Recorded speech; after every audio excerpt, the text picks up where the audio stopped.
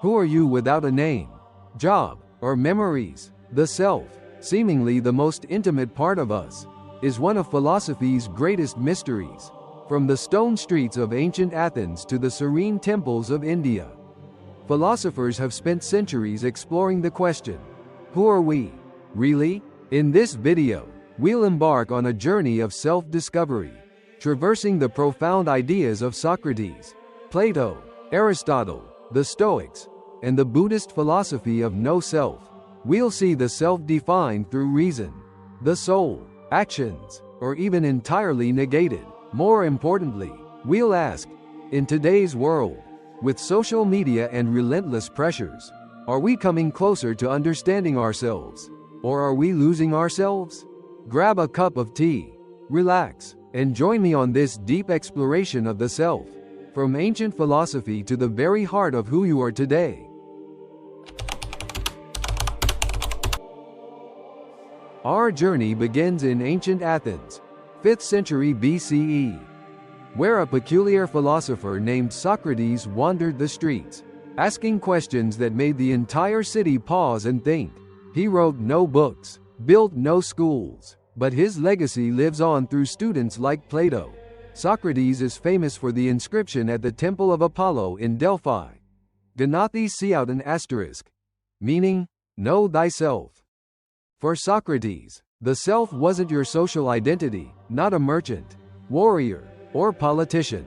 The self was something deeper, found in the capacity for questioning and reflection.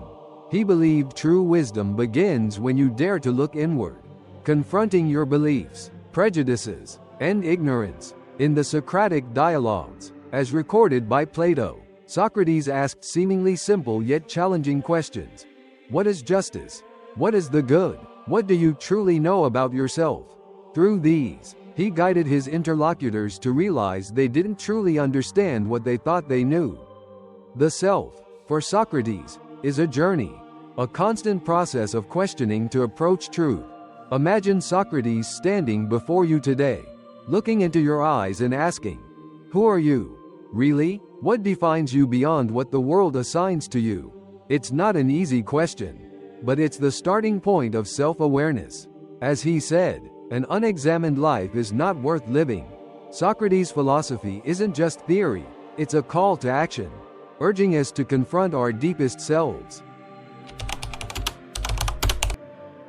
Socrates laid the foundation, but his student Plato built a philosophical edifice to explore the self. For Plato, the self wasn't just consciousness or thoughts, it was the soul, the immortal essence of a person. In works like Phaedo and the Republic, Plato described the soul as the core of the self, distinct from the physical body.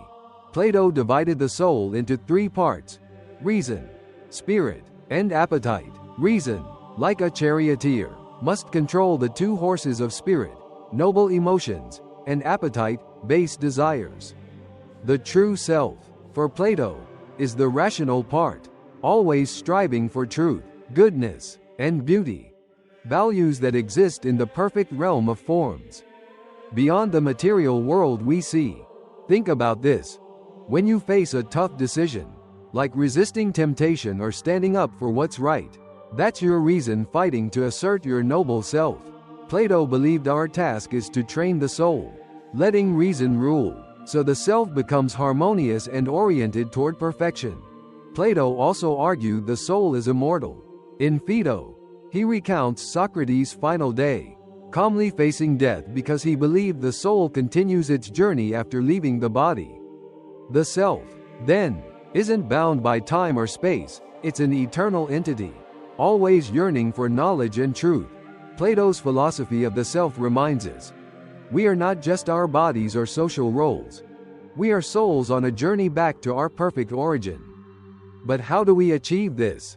Plato's answer is to live a philosophical life, always questioning and seeking truth, as his teacher Socrates did.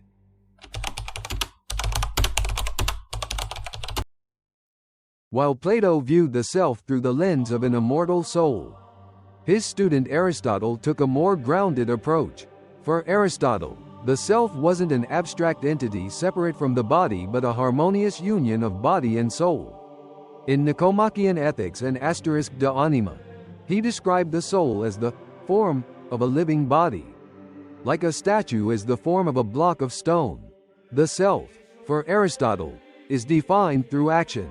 Everything in the universe has a purpose, or telos, and humanity's purpose is eudaimonia *, a state of flourishing and fulfillment achieved through living virtuously.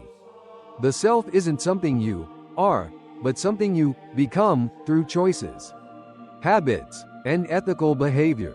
For example, one doesn't naturally become courageous.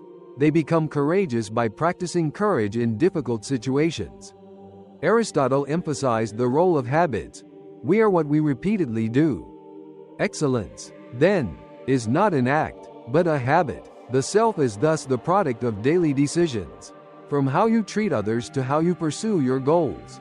Aristotle also introduced the concept of the golden mean, finding balance between extremes. For instance, courage lies between recklessness and cowardice. The ideal self is someone who lives harmoniously, controlling emotions and acting rationally to achieve life's highest purpose. Aristotle's philosophy of the self resonates today. It reminds us that you are not just what you think but what you do. Every small action, from helping a friend to persevering toward a goal, shapes yourself. Moving from ancient Greece to Rome, we encounter Stoicism, a practical philosophy that defines the self through self-control and reason. Philosophers like Epictetus and Marcus Aurelius, a Roman emperor, believed the true self lies not in external things like wealth, fame, or health, but in the inner reason, the only thing we truly control. Epictetus, a former slave, said, "You don't control what happens to you, but you control how you respond." For him, the self is the ability to remain calm in any circumstance. From loss to success, he taught that we shouldn't let the self be swayed by negative emotions like anger or fear but should train it to act rationally and ethically. Marcus Aurelius, in his Meditations, wrote, "If you are distressed by anything, it is not the thing itself, but your judgment of it."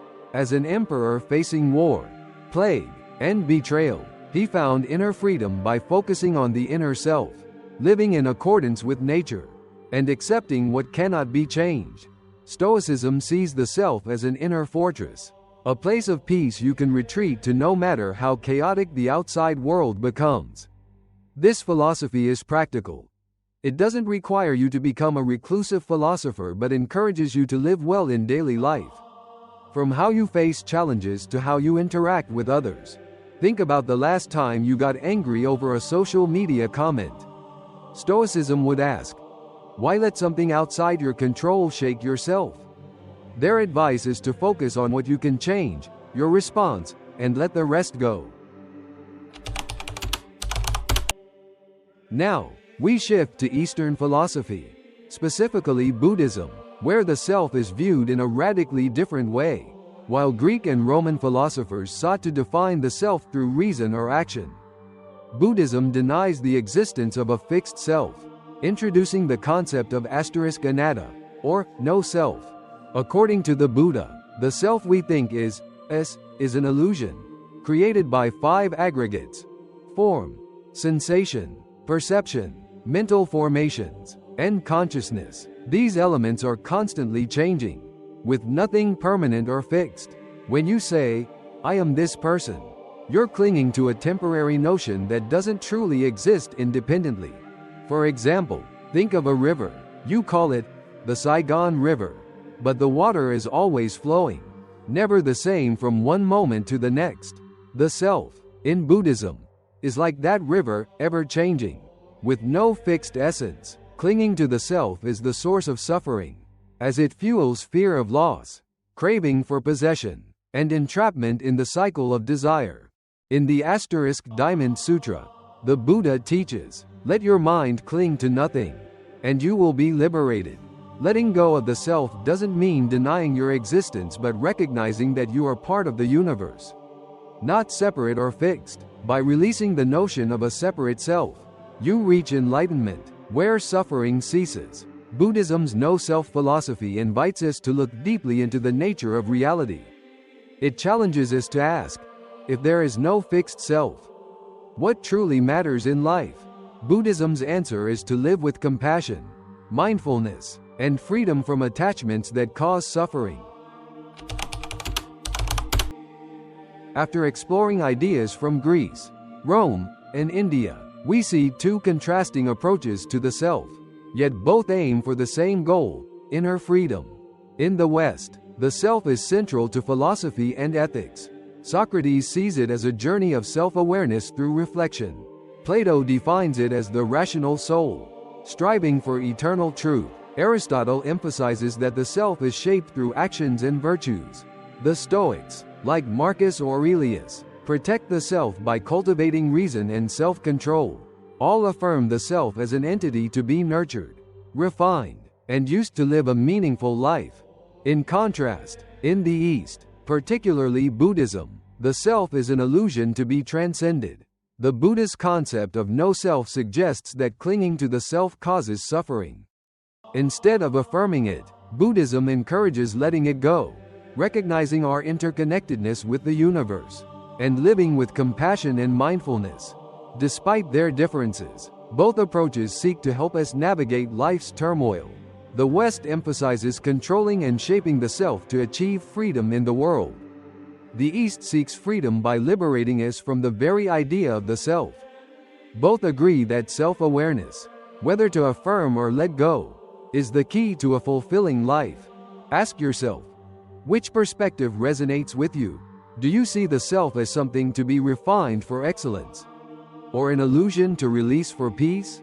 There's no right or wrong answer, but the question invites deeper reflection about yourself.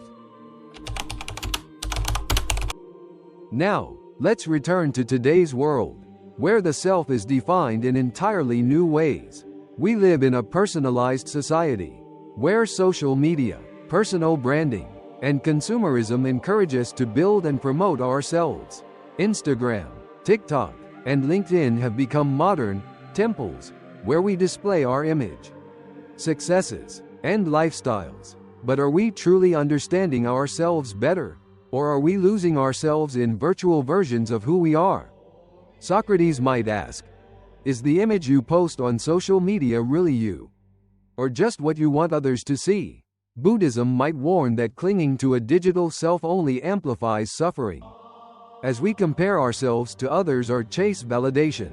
In the modern world, the pressure to define the self often comes from outside, work, society, or expectations of success. But ancient philosophers remind us to look inward.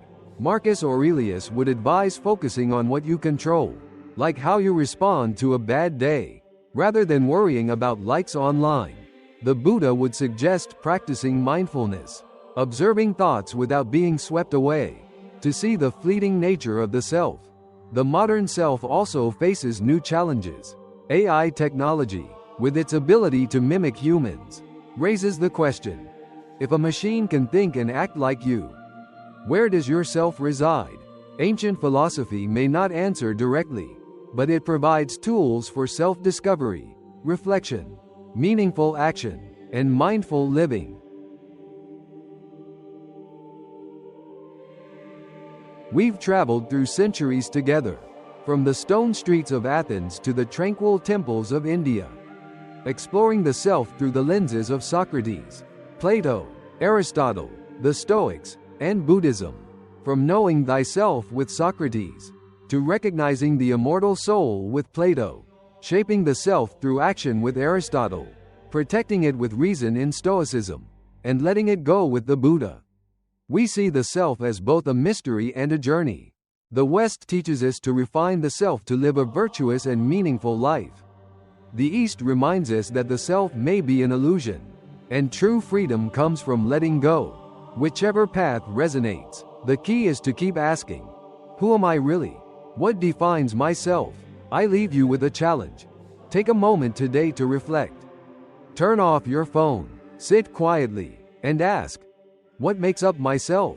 Am I living true to it, or chasing illusions? You might find a bit of Socrates, Marcus Aurelius, or the Buddha within you.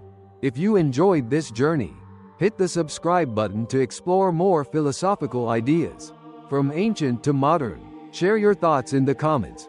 How do you define yourself? Which philosophy in this video resonated most? Or, if you have a question about the self you'd like us to explore in the future, leave a message. Thank you for joining me on this journey. Keep questioning, keep exploring, and I'll see you in the next video.